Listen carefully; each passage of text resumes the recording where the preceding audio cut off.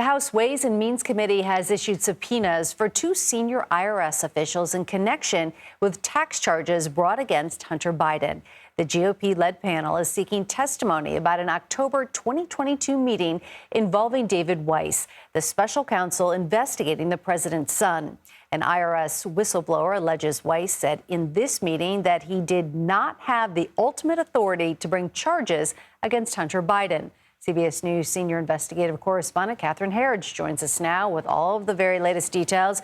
Catherine, great to see you. Talk to us a little bit about this meeting and how the two IRS officials subpoenaed by the House panel are connected to it. Thank you, Megan. Good to be with you. According to the letters that were sent to the IRS, these two senior IRS officials have direct knowledge of this October 7th, 2022 meeting.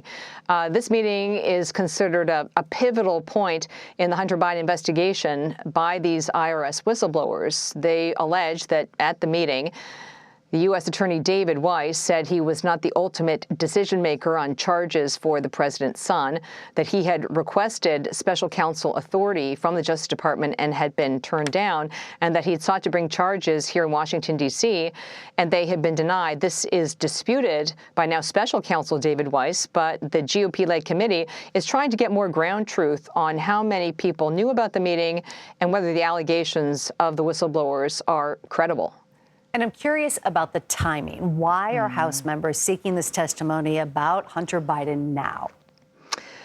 Based on my reporting, it's really a standard investigatory step. They've been collecting the data, and now they're connecting the dots. When the senior IRS whistleblower Gary Shapley testified, he also provided internal IRS emails, and on those emails, he summarized the contents of that October 7th, 2022 meeting. But what's significant, Meg, is that this email was shared with the two senior IRS officials who've now been subpoenaed. And according to those internal emails, one of them responded that Shapley's summary of what said was everything had been covered. So the committee's trying to understand now how credible Shapley's testimony is and how many others inside the IRS were aware of this October 7th meeting, where the U.S. attorney said he did not have the ultimate decision-making authority, and this completely flies in the face of the public statements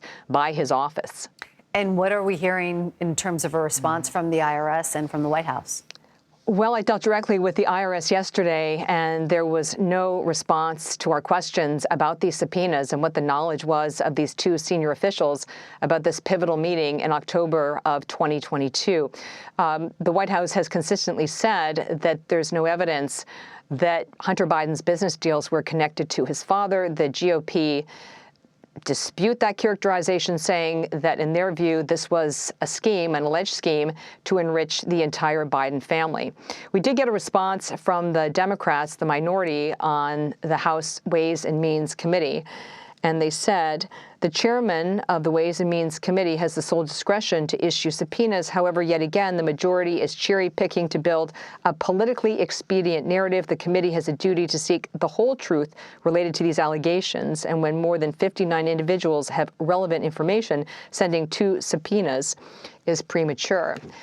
But at the end of the day, that's how it works on Capitol Hill. The party in the majority gets to decide how they're going to subpoena people, in what order they're going to do it, and how it may further their own investigation. What I can say from covering these whistleblowers really from the beginning is that we've yet to really see documentary evidence that undercuts the claims that they are making about what happened inside that probe, and what they felt was a probe that should have brought more serious felony tax charges, among others, and as you know, ended with a failed plea agreement for 2 misdemeanor tax charges and that felony gun offense.